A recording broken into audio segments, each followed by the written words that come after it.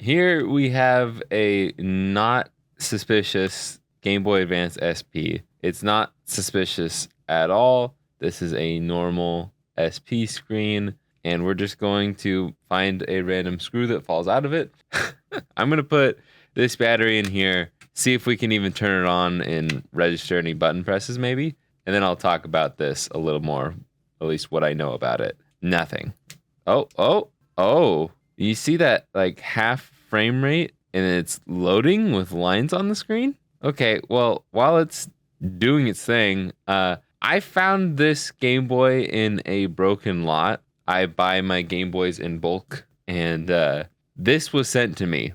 And so, what I normally do for my Game Boys when I fix them is I tear them all down and I just get the motherboard out, and then I put it into my ultrasonic cleaner, clean it, soak it in alcohol, and then I let it dry. And if it still needs any fixing after that, then I fix it, and then I just have them sitting and ready to be modded on a stream or just at my leisure. And I got to the point where I was tearing this down and I opened this up and I was like, that is not what I'm used to. So whatever this is a very, very odd Game Boy. It's missing a screw right here. Maybe that was the screw that fell out. Was this in there? Maybe. Let's continue to tear it down, I guess. See what the other side of the board looks like, because I'm very curious. I wonder if it's even like an actual SP sticker. And like what year is this from? Is this like a fake Game Boy from like the early 2000s? I honestly think that speaker might be usable in a game. Yeah, this honestly just looks like a replacement speaker for an SP. Almost everything else looks like normal. I think this might be the same amount of pins that they use on the actual screens. In theory, I guess I could put like an IPS display in this. Maybe I should just start with like a regular like 001 display. I just have one handy right here. Actually, I do have a IPS one handy, but let's see. Does this fit in? Yes. Okay. And then we'll use this as a way to keep the battery in place. Lock that into place.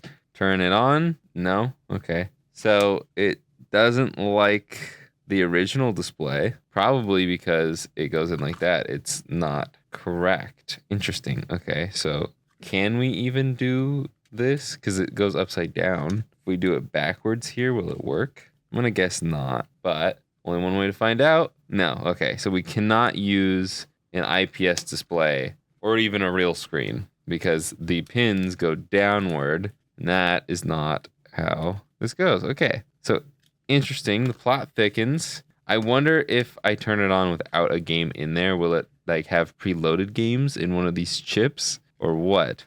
Because it has a cart slot, like it would read actual games. So let's just put this back into place. I guess I can put the speaker back in. I like the mismatched colors of the membranes. It's interesting. And honestly, that power switch looks like it would work. Like it looks like it would just drop right in. I could probably reuse the car slot. Okay, turn it on.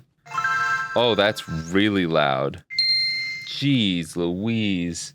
Oh yeah, that's got preloaded games. Okay, so this is just like a knockoff that you would see on like AliExpress. You can't really see what I see. It almost looks like it is a backlit display instead of a frontlit display.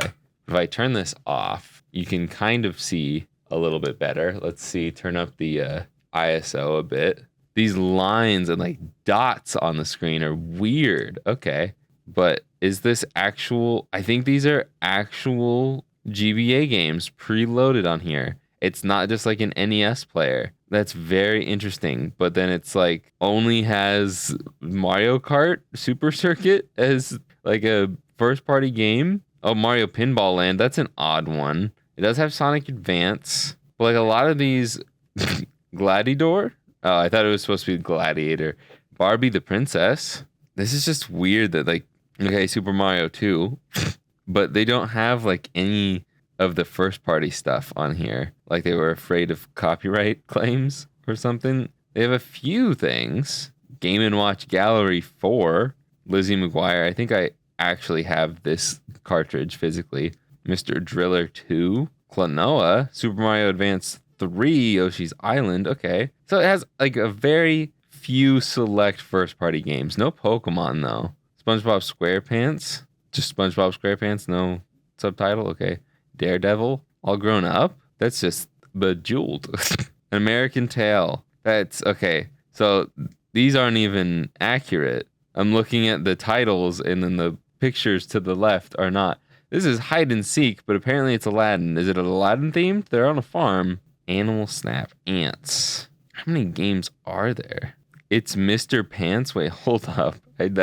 My brain took a second to catch up there. It looks like it's Ghostbusters, but it's Mr. Pants. This one's just Aladdin. He's lacking the A. Okay, I'm just gonna start skipping through because I just want to see how many games there are in general. Okay, left on the D-pad does not work very well. Oh, we got some repeats. I just saw Mario Pinball again. I'm gonna guess it goes up to like 999. Let me know in the comments right now what number is the total number of games on here. What do you think it is? No cheating. There's definitely repeats. Oh, is that it? 865. A very weird number, but we've got like 3 random FLV files. Whatever. Okay, let's just hop into Mario Kart Super Circuit real quick. This aspect ratio does not seem right. It seems like a little taller than normal. Yeah, it's stretched. I just noticed that. Or I guess squished because it's like inwards a little bit. Single player. I just want to do a quick run. We'll do 50 cc's because I don't think this is going to be very easy for me to do. But it's definitely running. It's like it's poorly emulating it because it's like anytime I move to a different like screen, it lags hard. Like the frame rate dips. Okay, left is working better there. No, it's not. Okay, left is really not working. Right works fine, but left does not work. The frame rate's doing all right now. It's just, it was really bad in, the menu. In the boot screen, I mean. Oh, gosh. This is definitely not an ideal gameplay experience. There's still some, like, frame drops and stuff. And I also suck with this because left doesn't press very well. Oh, my God. This is tough. Turn! Oh my gosh. Okay, well, anyways, is the car slot dirty or does it just not work? I love the delay on it and like the frame rate just sucks. Wait for it. Oh, okay, it's dead. Okay, let's turn the lights back on or a light back on for now. I'm going to clean the cart slot, see if that's our issue because I do want to see if it'll actually run games, not just emulate them. Honestly, I'd be shocked if this actually works. If I could use like a real screen with this, I would be tempted to make this like my personal SP since I don't really care about SPs that much. I will screw in these 2 screws again, just so the gameplay is a little bit better. But beyond that, I don't know what I'm going to do with this thing. I'm also just going to go ahead and clean it up. Why not? Oh, and there goes our volume switch. And we'll put some of these screws back in. We'll just do the 2 corner ones. I know this didn't have all of its screws. Okay, we'll just put the 4 corners on then. How about that? And the screw, like the nut spot, is just completely removed. Like they cut that thing out. They extracted it. And no battery cover, so let's just let it rock here. Delay in 3, 2, 1. Boom. No, okay, it must have just not worked there. Do I really need to clean the power switch on this guy? You're not going to work now? You were working flawlessly. Maybe we'll put a different battery in it.